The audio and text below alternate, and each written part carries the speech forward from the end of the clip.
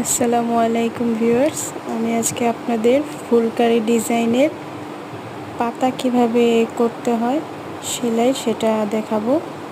তো এখানে এক বিন্দু থেকে সুইটা তোলার পর বিপরীত পাশে, তারপর আবার তার বিপরীত পাশে এভাবে সুইটা তুলে নিতে হবে, তাহলে সুতা দিয়ে অসাধারণ একটি ডিজাইন তৈরি হবে।